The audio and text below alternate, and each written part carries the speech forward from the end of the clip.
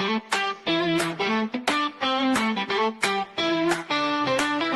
Xero and Bobby, no make no way. It's Xero and Leo bringing the play.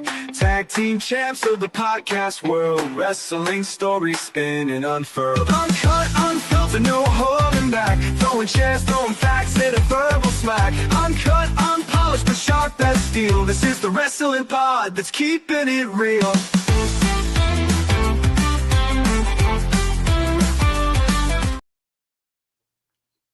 Hello, yes, welcome to Uncut. It's me and Leo again this week. Yeah, how are we all? How are you, Leo, as well? Yes, we are I'm live good. How are you? we're live on loads of locations at the moment. The TikTok, X, and a load of other places as per normal. If anyone does want to join in, please don't hesitate to join in with the comments.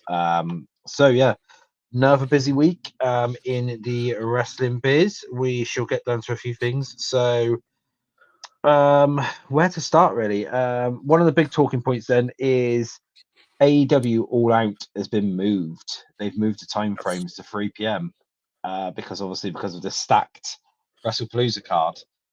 There was some news that came out. Literally, this is a stupid thing. When they turned around and announced it had been moved round, Fightful then started putting out like messages left, right, and center saying, "Oh, it's been planned for weeks and stuff to move it, and weeks and months and stuff to move the times and stuff." It's like, no, it hasn't.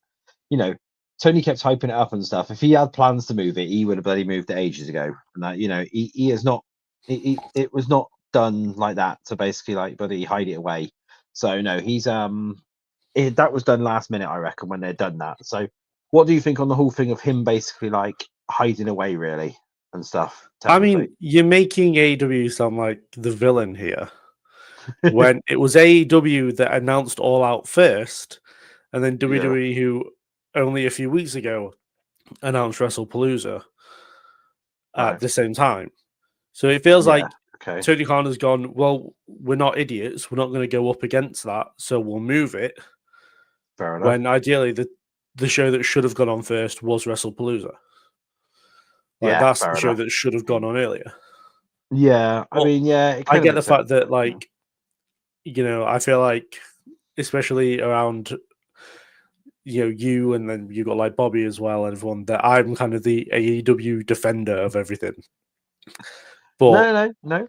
It is the case of like WWE are trying to sabotage AEW essentially here. Yeah. And like the same with World's End, the same with probably anything else they want to do. Yeah. So yeah, in my opinion, it's WWE that should have gone on early instead of AEW on to move theirs literally this week. Yeah, I mean, yeah, it kind of makes sense, doesn't it, and stuff that they should do that one. But yeah, no, it's that's just the thing that they wanted to do, because obviously like they wanted to move forward and stuff up for it. So it kind of makes sense and stuff, and it's sort of like it's sort of that way. I mean, it's up to them really, isn't it? They've moved it now. They don't want to try and compete. They don't compete basically. So yeah, that's that like one. So the way I look at it is AEW aren't trying to compete with WWE. It's WWE trying to compete with AEW. Yeah, and it just doesn't make any sense to me. No, fair enough. Yeah, and then whilst we're on the lines of AEW, this came down from the Wrestling Observer. This did. So when it comes to AEW, Uncle Dave is normally pretty spot on. So it says, according to a report out, many stars in AEW no longer trust Tony Khan or like Tony Khan, and are actively looking to leave the company when their deals are up, with some stating he has no leadership skills. He's simply a money mark. We're really quiet about this because we are sticking around until our deal. We want to stick around until our deals are up. What do you think on that, really?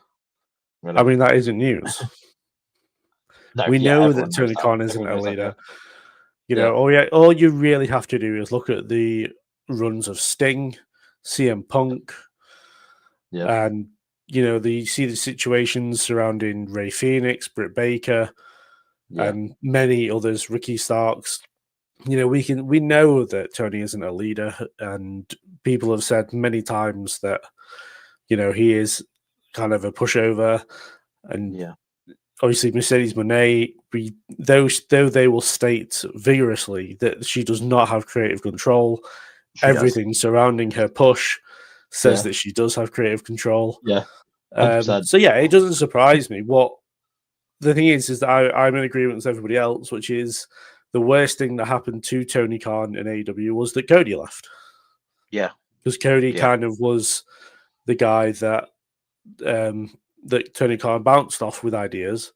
Because Cody kind of gets the business, and I know that he kind of does the same, I assume, with the Bucks and Kenny, but they haven't been around as much as Cody has.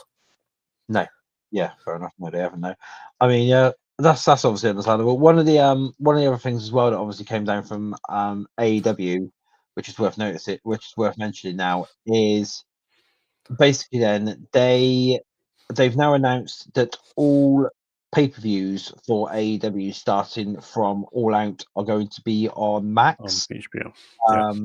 So that is going to be this is the weird thing, because it's a little bit confusing, because the report states that for All Out you can get it for the special price of $39.99. Now I've seen people mentioning that basically that they are then going to be afterwards charging anything up to about $60 for a pay-per-view. I don't know whether that's true. Isn't that what they usually like most companies charge for pay-per-views though? I think so, yeah. But it's just weird that they obviously just turned around and made it quite clear that it's a that it's a special price of $39.99 or whatever it is, So I would turn get around, people through the door, I guess. Yeah, get people in through the door and get people on there. But I mean, I guess they're trying to compete with the ESPN deal, aren't they? Really, as well, and stuff for it, because that's. Or maybe they're just making a business decision, and not everything is to compete. No. But I mean, well, yeah, they're obviously making a business decision. But I mean, like personally, I don't know. I don't. Because they've had a deal with the HBO Max since the start of the year. Yeah. For Dynamite and Collision. Yeah. So maybe it's just adding on to that. Might be, yeah. It's just that the timing is poor, so it looks like it's to do with the ESPN deal. But yeah, I just don't think it's always got to be that deep. No, fair enough. Or maybe I'm just naive. I don't know. No. I mean, I agree with you. It could be that, but I'm just obviously going by what some people have been saying online and stuff. So like the reaction and stuff online is people have been saying like, oh yeah, this is But it's definitely the issue with move and stuff. The issue with online is a lot of them are either they're on the thing of you can either be a WWE guy or be an AEW guy, which is false because most of us are just wrestling fans. Yeah, which is true. Yeah, we need to people need to start changing around, don't they? Really, and sort of acting, it's not like that, it's not 1997 and it's not WWE versus WCW. Yeah, granted, yeah. Yeah, that's obviously understandable nowadays. Right, what else we got here? So, Brie Bella has signed a deal with WWE, and Kelly has also confirmed that she has signed a Legends deal with WWE as well. So, yes, that seems to be that she'll be in for the Rumble, won't she? In Saudi, I expect for it, no doubt. I don't know. That's the thing. I don't know what the women's Rumble is going to look like in Saudi. Yeah, that's because it just doesn't seem right, in my opinion. No. When they talked about the 2 nights, and then I think it was Bobby that said on an Uncut that they should do just one Rumble in Saudi Arabia and then do another Rumble in America. Yeah. So then you put the women's on in America, put the men's one on in Saudi Arabia, and kind of everything kind of works then. Yeah. But if they are doing the women's one in Saudi, then the thing is, the crowd isn't going to care.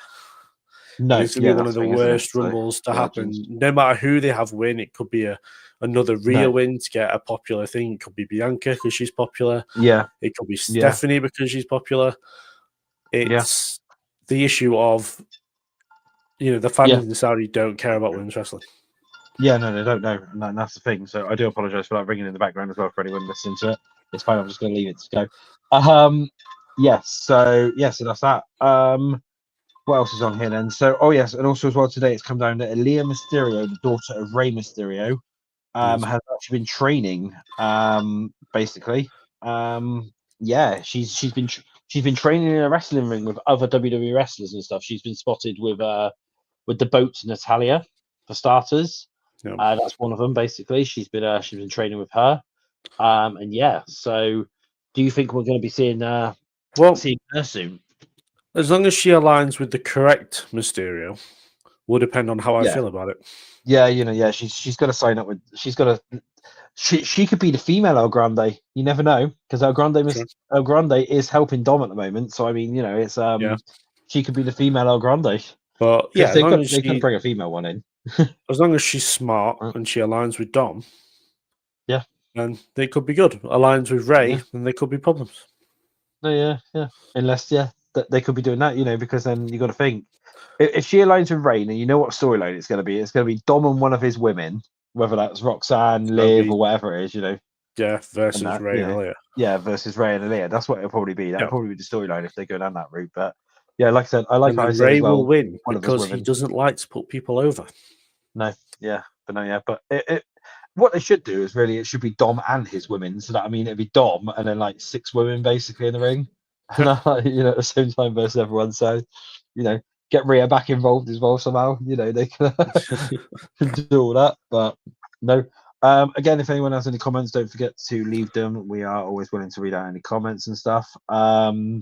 Yeah, so that's the news, obviously, except from one thing that we will mention about. Well, there's 2 things, but we can't mention that yet until we've gone through something that obviously went down at Clash in Paris. Okay. So that was obviously last weekend. So then let's go through that then. So, so Clash in Paris was on Sunday. To me, it was a really good show. I actually really enjoyed it. Couldn't disagree more.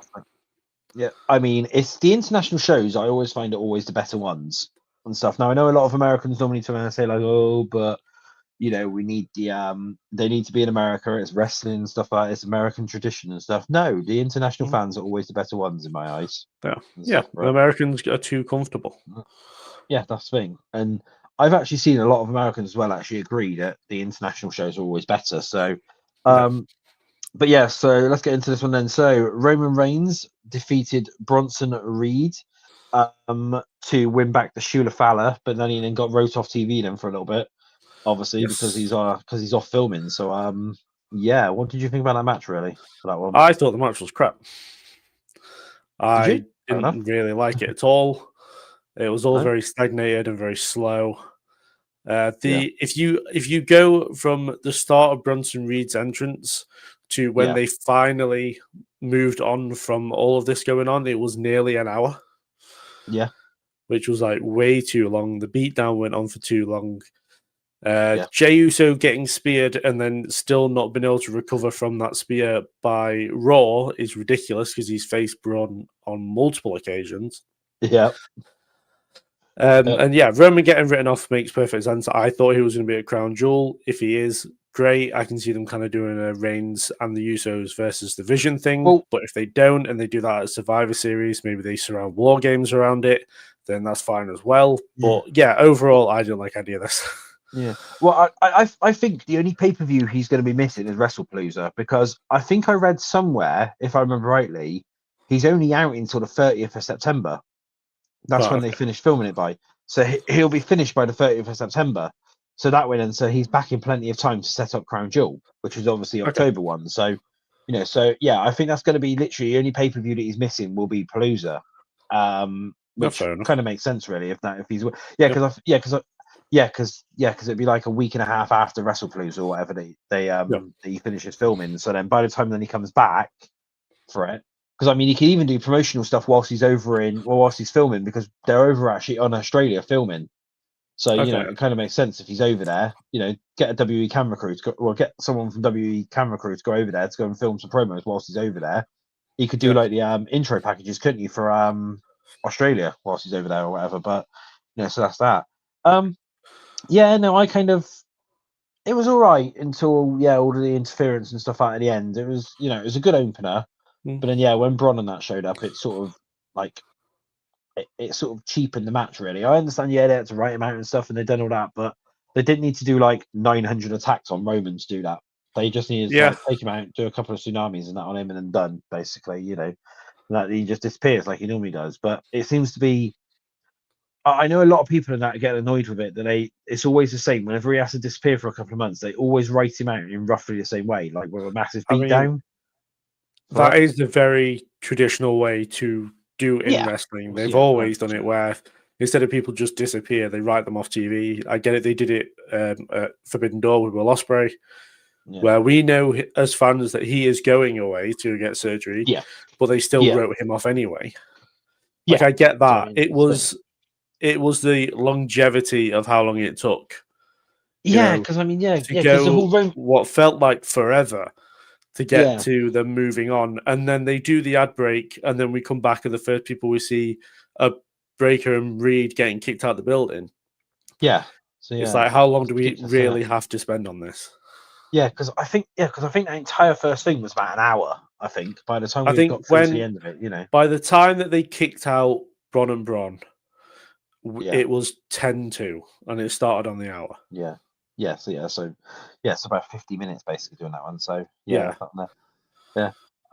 so we've got a couple of questions in there, but I'm going to get to them after Clash because some of them involve things about Raw and obviously some other bits and pieces. So we will get to them at the end of Clash. So I'm not ignoring the comments. I do just see it, but I will just say Ryan's here and he said woo. So hey Ryan, woo. There we go. Right, so next match then, so we had the Wyatt Six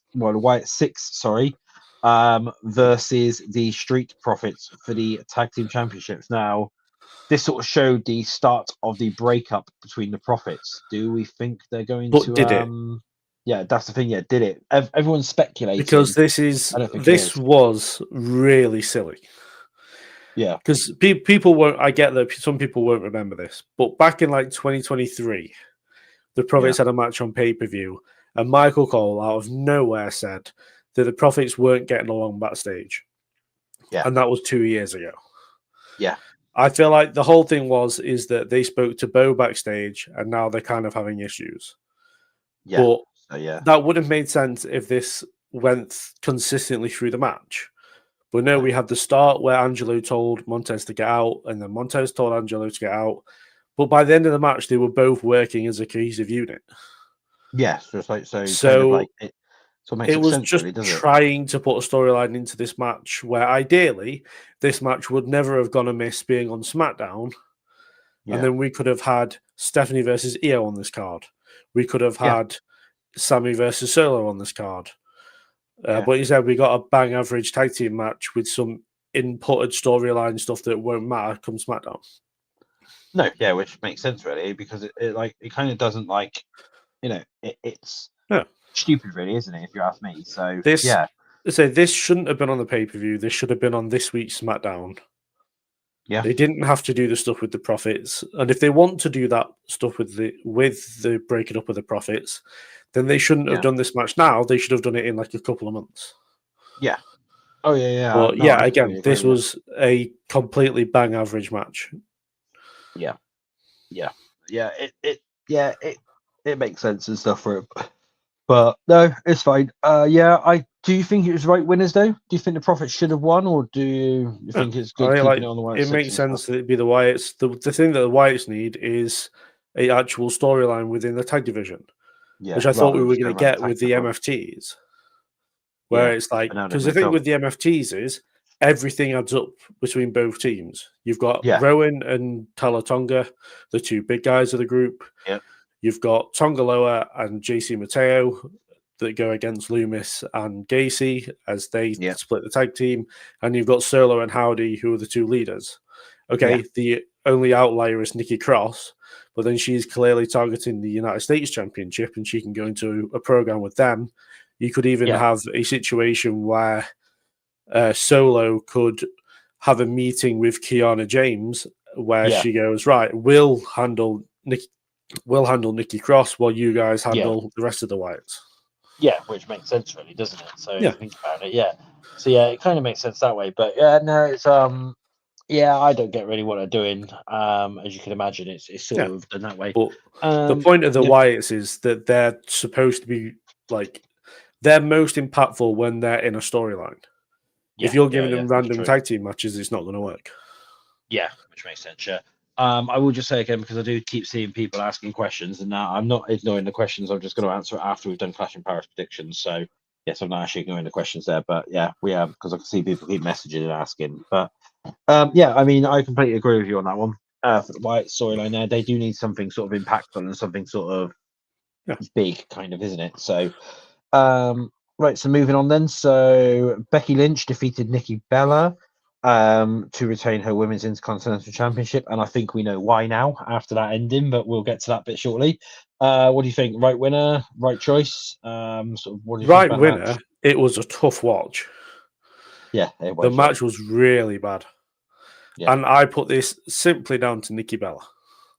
Yeah, she clearly, like, I don't want to say it's like ring rust, but like every match she's had where she's been a singles competitor, so the match with Chelsea Green, the match here with Becky, I believe she might have had another one, it just hasn't been very good. And like I've wanted to get behind Nikki going into this. The promos with her and Becky were great. Like they were absolutely spot on.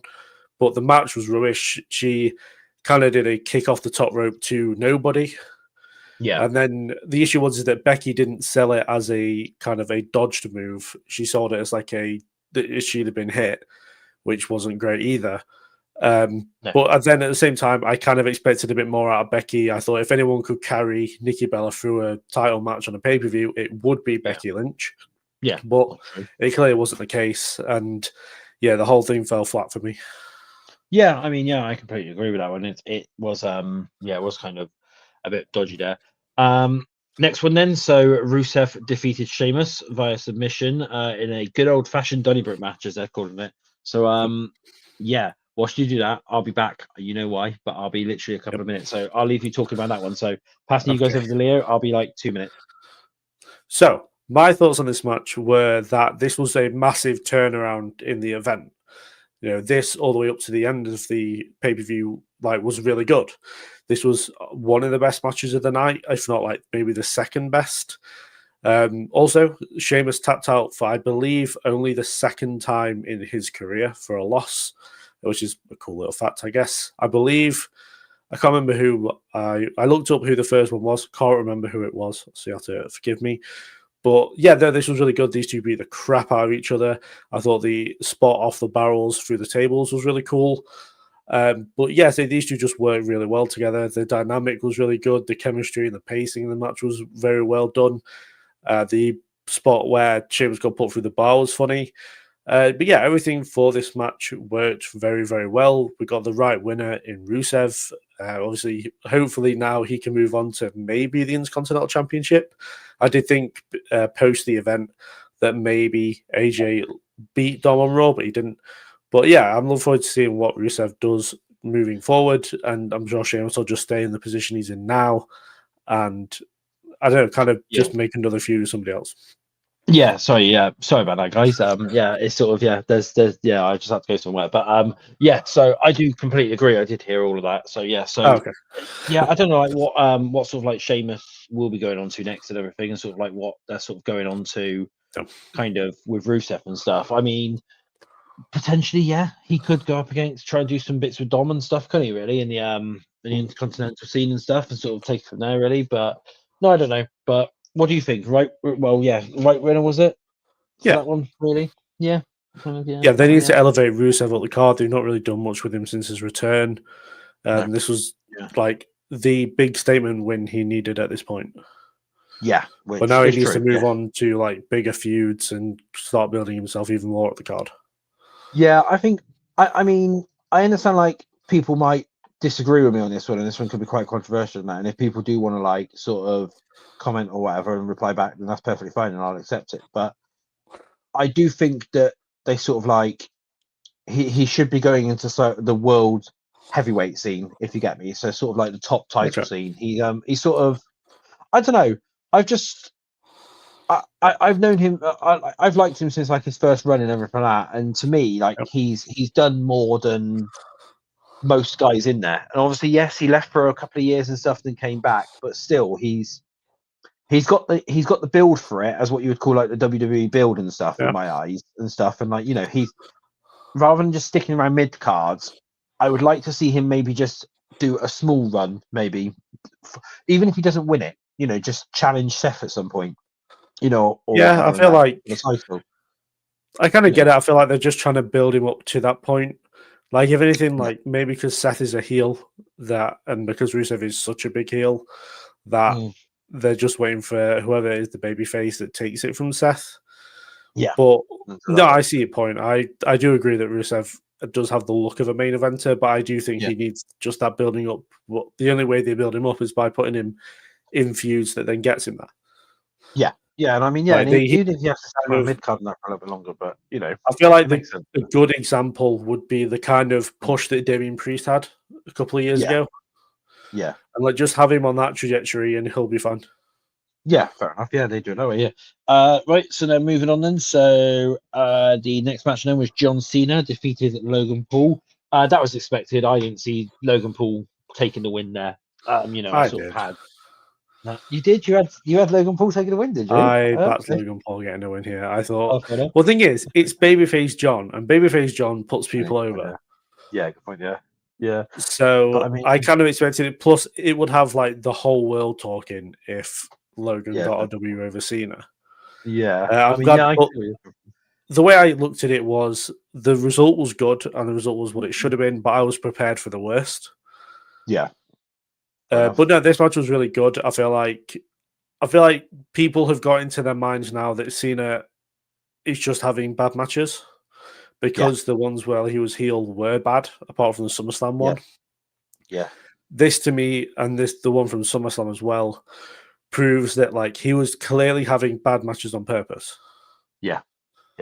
So now that he's back as babyface, the matches with Logan, the matches with Cody were really good. Yeah, and like we are getting that kind of when he wrestles on pay-per-view now, it's kind of got that 2015 US Open Challenge feel to it. Yeah. So this is the question, and obviously I'll open up the comments for this one as well. Is who do we think his final opponent is going to be, and then who do we want his final opponent to be, and that. So I mean, I agree. I think it's going to be Drew, but who do we want it to be is the question. Who would you like to be Drew? You want it to be Drew? I've said I've wanted it to be Drew literally the whole time. Fair enough. Yeah. I mean, I think it's going to be Drew, but I would like somebody sort of like this. The thing is, I think whoever he faces in his final match, that Cena should put them over. And yes, I understand like Drew and stuff's a big name, but like Drew's over enough. That's the thing. In my eyes, Drew's been in that world title scene. He's held that title and stuff up. Give it to somebody who hasn't, like, do like a Bron Breakker or something like that. Do like Bron Breakker. Do maybe Mello. Someone like that really, or bring somebody in from NXT to be his final one, and to then push them for the future and stuff. That's sort of like in my eyes, maybe like an Obafemi or someone. Bring him in. And with that theory, I present to you Kurt Angle's last match. Good point. And Undertaker's streak. Yeah. And it never really works out that way. So for me, it kind of makes sense for it to be Drew. Like as far as position on the card goes, plus it puts Drew straight back into that. I don't actually that's the wrong way of putting it back into the main event scene, but we know he's probably not going to beat Cody at WrestlePalooza. No. But if he beats Cena and then challenges Cody again, there's probably a better chance that Drew walks out with the championship following that. Yeah, I mean, there is somebody else as well who I'd absolutely love to see beat John Cena, but I don't think it's going to happen. And I want that to be Dom Mysterio. I'm surprised they haven't had a match. Yeah, Dom versus Cena in his final match in December. Cena puts Dom over. That elevates Dom big time. And he'll probably get heat because of it as well. Cena, and that's the thing. So and that'd be the best to me. That would be a really good match. As AAA Mega Champion as well.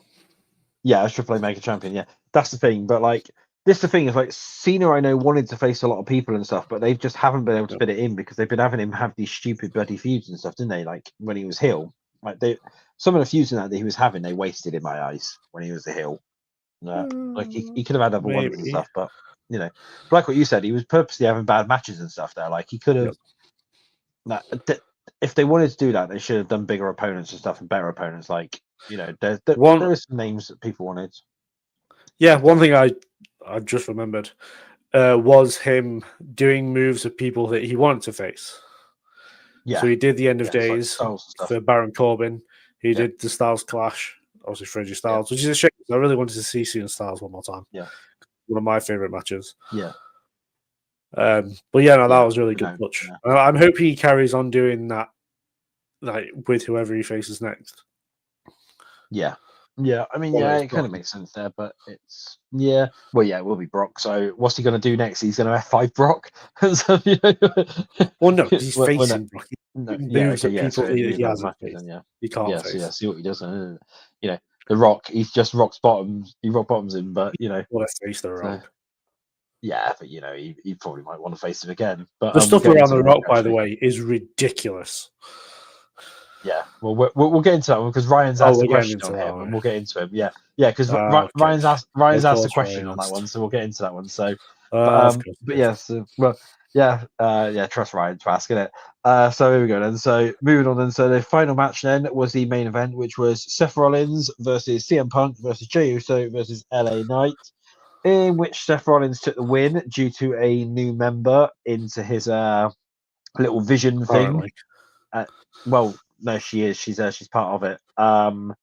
She's officially been declared as part of it now at WWE, according to the reports and stuff. So Becky Lynch, Seth Rollins' wife, is now officially part of the Vision. After that, so that opens it up now. So they can now have them facing off against some females now as well, and obviously Becky can do that, and they could potentially do that. I mean, they could end up doing them versus the Wyatts at some point. That's the way which they could do. I know it's going to be rubbish, but Becky versus out there. But yeah, what do you think then about the whole Becky thing? Because I mean, there was a lot of speculation about who, because people were saying, "Oh yeah, a new member's going to join after," especially Braun and Bronson got kicked out and stuff. Yeah, the internet was going wild. It was like, "Oh my god, it's such and such, it's such and such and stuff," and then it ended up being Becky. So like, what did you really think about that? Like, that surprise? Well, really so for me, I'm not surprised it was Becky. Like. Yeah. Not at all. Like, and thing is, if we're going to get segments out of Becky that we got on Raw, then I am absolutely all for this. Yeah. Now, what I would like to see, which I feel like I'm surprised people haven't talked more about, is Becky's in the Vision. Yeah. But why not do a Vision that is where the men's division is controlled by Seth, but then do a Vision where the women's division is controlled by Becky. Yeah. So she has her own version of the group. Yeah. Where you could bring in, I understand that the brands and whatever, but I could see, but bringing in people like Kiana James and Julia would be a good fit for this. Yeah. Have maybe some women from NXT come up and do some, to join this as well.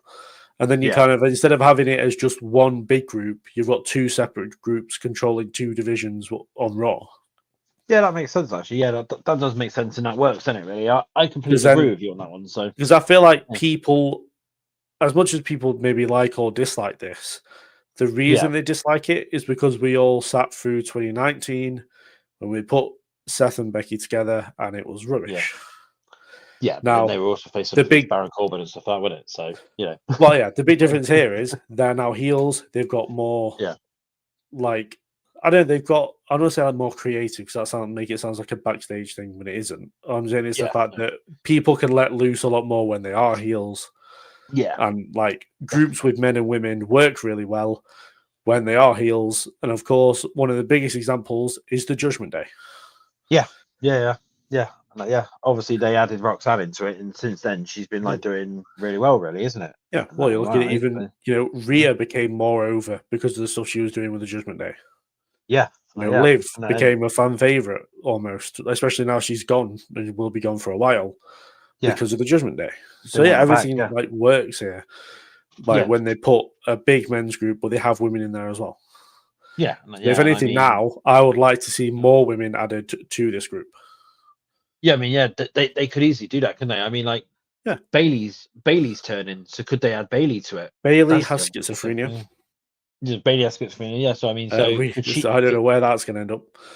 I mean, could she be added? That's the question as well, isn't it? Because she's sort of going through that, isn't it? Really? Yeah. Wasn't there reports that Becky was going to get put with Lash Legend? they were going to originally, but now of course she's having that bloody thing with Nia, isn't she, and stuff. So, well, she's had that thing with Nia, isn't she? But I feel like once that's kind of played its course, Lash within Becky's, like to have Becky's back will be really cool. Yeah, that would be actually, to be fair. I mean, I don't know, because I know a lot of things got changed because they were meant to be doing a draft by now, but that draft seems to have been scrapped now because bloody draft.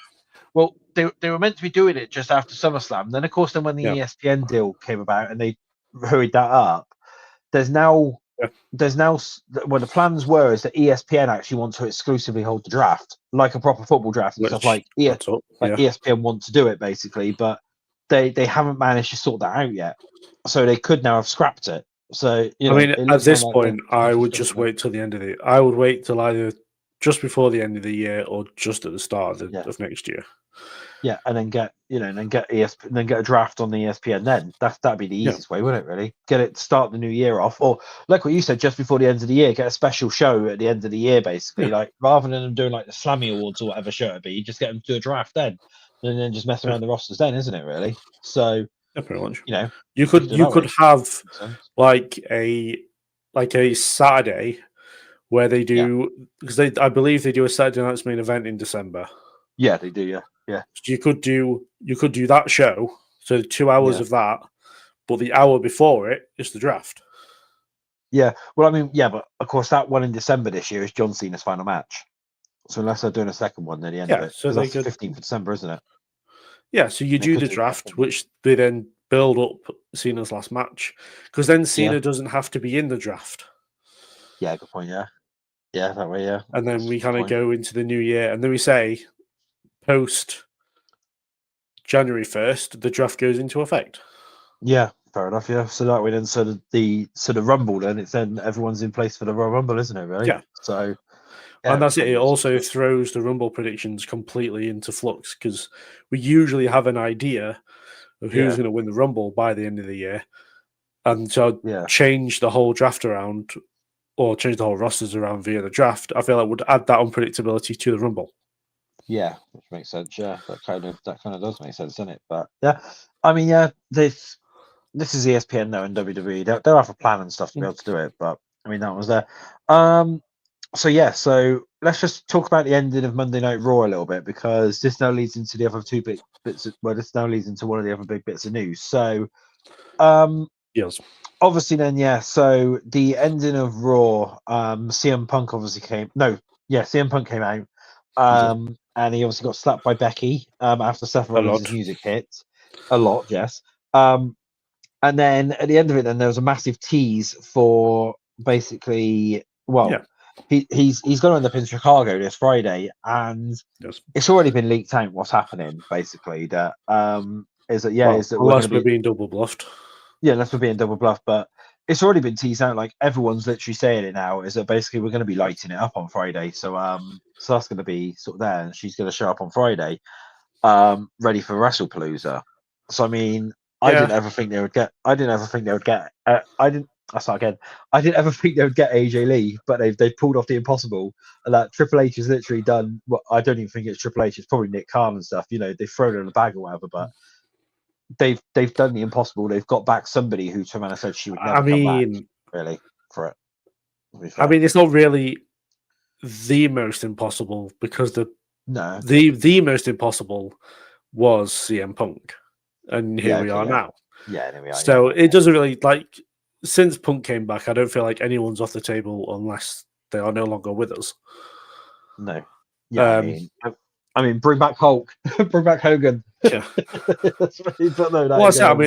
I maybe to hit a bit of controversy, but when I saw the post of when are we getting AJ merch, and they kind of revealed it, I was like, well, if I knew all I had to do was post at them and ask him where the Chris Benoit merch is, then I should have done that years ago. Yeah, that's true. Yeah, it should be, shouldn't it? So I mean, kind of makes sense there, but I mean. But they seem to have revealed that AJ Lee is coming back on Friday. It kind of I did wonder how they were going to get Punk on that show because they won't do a Chicago show without Punk on it. No. So this kind of makes sense. I'm glad that they left it as literally the last thing on Raw was Punk going, I'll just go over there. It was fantastic that it's where they live.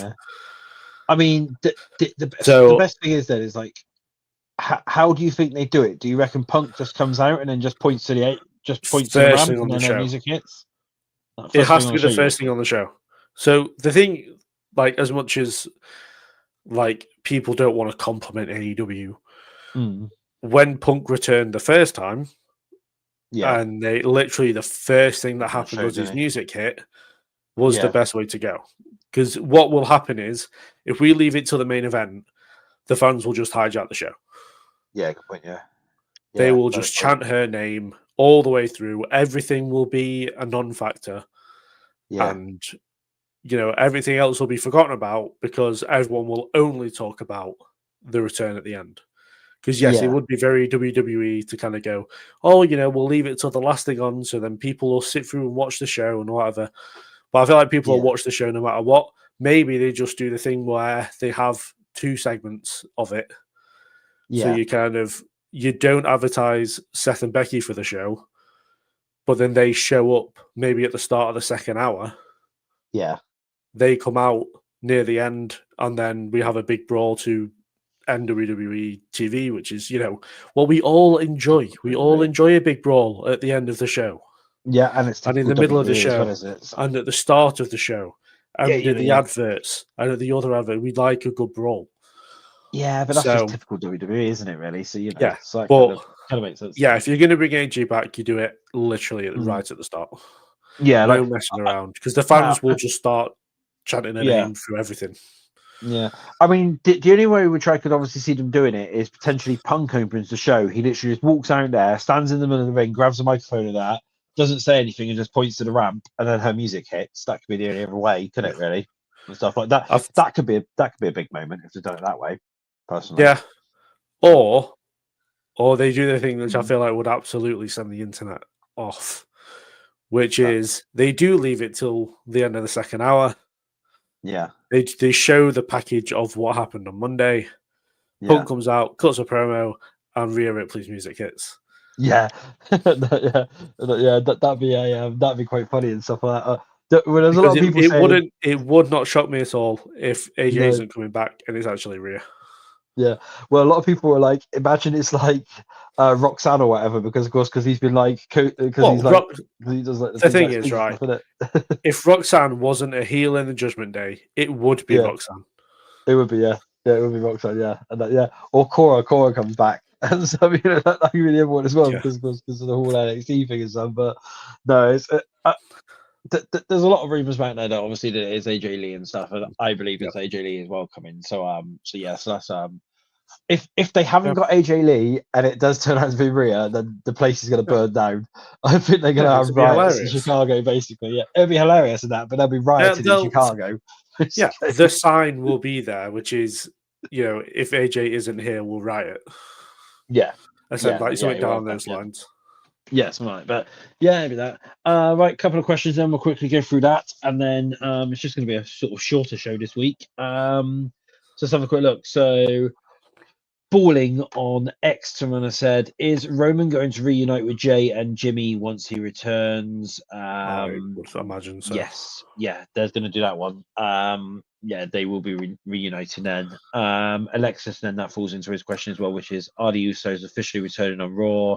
Officially reunited on Raw after Monday Night Raw in Paris? Yes, they are now both on Raw. I mean, Jimmy's now. That tag division tag needs saving. It does, because otherwise it's just going to be the same thing. But no, he's going to be on there now. Right, so Ryan now. I'll leave Ryan for a minute. So going back to Balling again, so he said, "What's next for Jacob Fatu?" I would not be surprised if Jacob joins the Usos on the main roster on Raw, due to he's been doing that on. He's actually been doing matches with the Usos on the live shows and stuff quite recently. There's actually a video out there. I haven't got it to hand, but there's actually a video out there of Jacob yeeting with twins in the ring, basically, and that. So that's but no, I can see something towards War Games. Potentially, yeah. I mean, I can see that one going on there. So then you then have Roman, Jay, Jimmy, and Jacob basically against Solo's faction, for that one. So could you put together Seth and Solo's faction? I mean, you could do, but I mean, otherwise you There's could just do 4 and 4, couldn't you? yeah, but 4 and 4 sucks. 5 and 5 is better. Yeah, no, yeah, but recently it's just been 4 and 4, hasn't it? So I mean, so that's Maybe. But, I mean, yeah, but yeah, I could see Jacob joining up with that one there. That's what I've heard as well. That one is so that was there. A little bit of potential. He's going over there, and obviously they always say whatever happens on house shows, they're preparing for main roster and stuff. So and for TV, so that's going to probably be there. Right. So Ryan, then let's get into these ones then. So Ryan, how do you feel about Dwayne being off steroids, and shortly followed by Leo DiCaprio, who got Dwayne on the Coke diet, and we ain't talking about soda. So no, he's I don't think he was ever on roids because he trains every day, doesn't he? Really. So The Rock lost weight, and suddenly that's news. Apparently everyone's been talking about it basically. I think I got told earlier on he's lost about 60 odd pounds or so, 60, 70 odd pounds or something like that. But it's because he was in it was for his film role, wasn't it? Really? That's what it was. Yeah, I was gonna say also he's an actor. If he's got a role where he needs to be thin, he's got to get thin. Yeah, well it was for the Smashing Machine, wasn't it? He had to go down for the Smashing Machine because he had to look like the guy who they were portraying for that, and then yeah, but that's the thing. It's silly, honestly. Like the amount of uproar it's caused because a guy lost weight is ridiculous. Yeah, it is stupid, but no, it's I can see sort of what they're doing really that way. So a lot of people are moaning about it, but it's anything to talk about Dwayne. Yeah, that's the thing. So get him back and stuff like that. That's what they want. I hate him so much. Do you? Fair enough. That's fair enough. Well, that's actually everything this week. Then, can you think of anything else really that's come up? I don't. Have you seen what Riddle's had to say recently? Oh yeah, because he no-showed that UK. Well, he no-showed that show over here. He no-showed the UK event. He shot on CM Punk and AJ. He's been saying all sorts. Yeah, he reckons that AJ Lee was sleeping around when she was in the company or whatever, wasn't it? And stuff. He said that Punk's a creep because he is friends with Cora Jade. Yeah, it's like wow. The guy's an idiot. Yeah, he is. Yeah, so he literally is. But no, it's it kind of. Yeah, I really don't get like what. But I don't get why he's talking about Punk and that like they ever interacted. No, he's obviously just like because they're in the news and stuff at the moment, and Riddle's not being spoken about. Well, that's the thing is like he's not obviously like been he's not really like sort of in the news, is he, at the moment? So that's probably why he wants relevance there, isn't it? Really, I mean, probably. But it's it doesn't make any sense. It's like comments like that. It's just so stupid. Yeah, I mean, I agree with that one. Yeah, so don't you? Okay, yeah. So I've just been sent something by Ryan, which I won't be posting on here, but I can see what he said. Yeah, so I'll be doing that one.